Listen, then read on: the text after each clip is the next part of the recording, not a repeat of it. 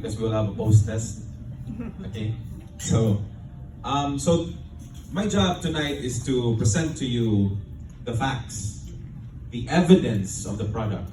So that's my job as a doctor, because my job as a doctor is not just to promote the product, but to actually let you see the evidence for yourself so that you will understand.